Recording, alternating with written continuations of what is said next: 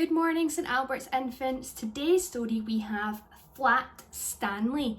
Now I know some of you will have this book at home, so if you've got this at home, pause the video, run quickly and get it and see if you can read along with me as well. So this one's Flat Stanley and it's by Jeff Brown and the pictures are by Scott Nash. So let's get started on this one. Flat Stanley. Hey, come and look, Arthur Lambchop called from the bedroom he shared with his brother Stanley. Mr. and Mrs. Lambchop cared greatly for politeness and correct speech. He is for horses, Arthur, not people, said Mr. Lambchop. But look, said Arthur, pointing. I wonder what they're going to find. Across Stanley's bed lay an enormous bulletin board. It had fallen on Stanley during the night. Mr. and Mrs. Lambchop hurried to lift it from the bed, but Stanley wasn't hurt. What's going on here? He said cheerfully, sitting up. Heavens, cried Mr. Lambchop. Gosh, said Arthur, Stanley's flat. As a pancake, said Mr. Lambchop. Darnest thing I've ever seen. Mrs. Lambchop sighed and said, Let's all have breakfast, then we'll hear what Dr. Dan has to say. In his office, Dr. Dan examined Stanley. How do you feel? He asked. I felt sort of tickly after I got up, Stanley said, but I feel fine now. Well, that's mostly how it is with these cases, said Dr. Dan. The nurses took Stanley's measurements. He was 4 feet tall, about 1 foot wide, and about half an inch thick. Being flat could be fun. Stanley enjoyed going in and out of the rooms by sliding through the crack at the bottom of the door. Arthur tried too, but he just banged his head. Being flat could be exciting. During the holidays, Stanley was invited to visit his friend Thomas in California. Mr. Lambchop brought home an enormous brown paper envelope and said, Stanley, try this on for size.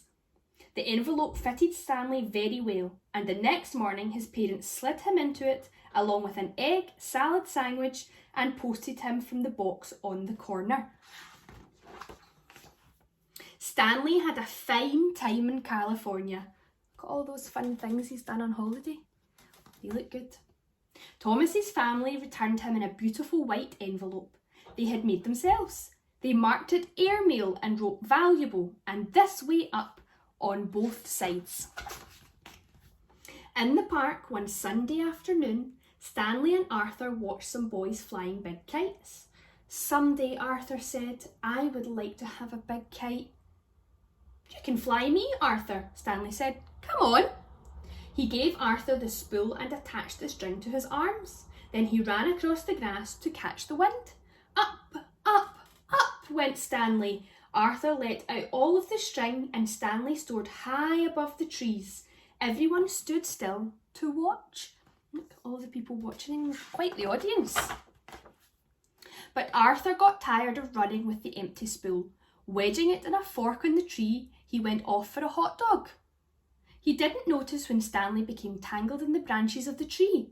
Half an hour passed before Arthur heard Stanley's shouts and climbed up to set him free.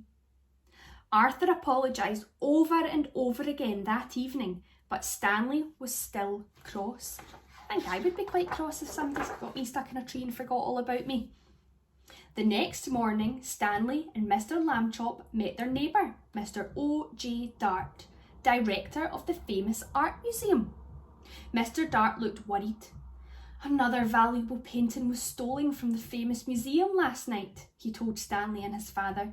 The police suspect a gang of sneak thieves. They work at night by sneakery, which makes them very difficult to catch. Stanley had an idea. He explained it to Mr. Dart.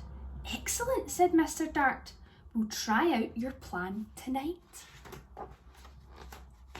That evening, in the main hall of the museum, Mr. Dart showed Stanley the most expensive painting in the world.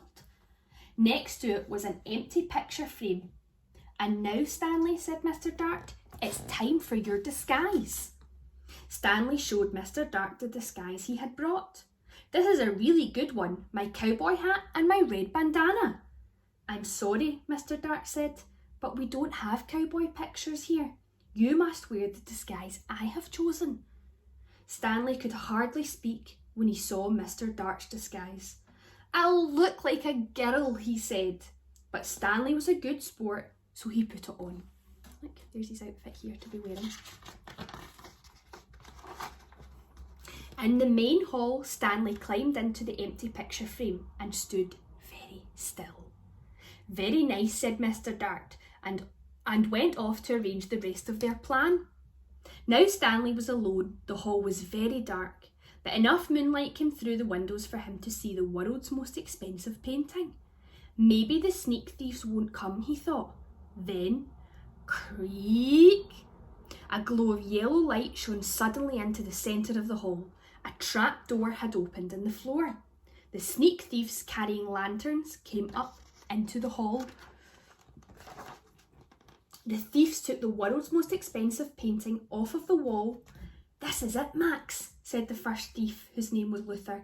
In all of the great city, there is no one to suspect us. Then Luther saw Stanley in the frame. I thought sheep girls were supposed to smile, Max, he said. This one looks scared. Stanley managed a tiny smile. She is smiling.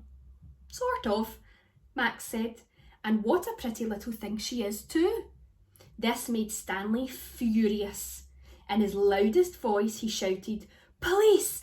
Mr. Dart! The sneak thieves are here! Oh, do you think they're going to get caught? I think they might. Max, Luther whispered, I think I heard the sheep girl yell. Oh boy, yelling pictures? We both need a rest, Max whispered back. You'll get a rest all right, shouted Mr. Dart, running in with lots of policemen. You'll get arrested. That's what. The sneak thieves were quickly handcuffed and led away to jail. The next morning, Stanley Lambchop got a medal from the chief of police. The day after that, his picture was in the newspaper. For a while, Stanley was famous. People would point at him and whisper, Over there, Agnes, Stanley Lambchop, the one who caught the museum robbers, and things like that. But then people began to make fun of him. Hi, super skinny, they would call. Oh, that doesn't make me think. It's not very nice, is it? It makes me quite sad. Late one night, Arthur woke to the sound of Stanley crying. What's wrong, he said. Stanley sighed. I want to be a regular shape again. Like other people, it's not fair. You're brave, Arthur said. You really are. And then Arthur had an idea. He turned on the light and ran to the big toy box in the corner. He tossed aside the toy soldiers, aeroplanes and boat models. Got it, he said, holding up an old bicycle pump. What do you think he's going to do with the bicycle pump? I wonder if you could pause and maybe have a chat with somebody next to you. What do you think he'll do with the bicycle pump? Okay, Stanley said after a moment, but take it easy. He stood with the end of the hose in his mouth, clamping his lips tightly so no air could escape. Arthur began to pump. If it hurts or anything, wiggle your hands, he said. Stanley's top half began to swell. Stanley got bigger and bigger. His pyjama buttons burst off. Pop, pop, pop. Soon, he was all rounded out except for his right foot. He shook his foot twice and it swelled to match the other one. There stood Stanley Lambchop as if he had never been flat at all. Thank you, Arthur, Stanley said. Thank you very much. Mr. and Mrs. Lambchop came in to see what the boys were up to so late at night. George, said Mr. Lambchop, Stanley's round again. I'm the one who did it, Arthur said. I blew him up. Mrs. Lambchop made hot chocolate to celebrate, and several toasts were drank to Arthur for his cleverness.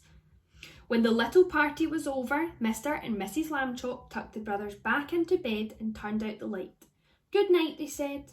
Good night, said Stanley and Arthur. Very soon, all the Lambchops were asleep. That looks like some yummy hot chocolate. And there's all the things he managed to get when he was flat.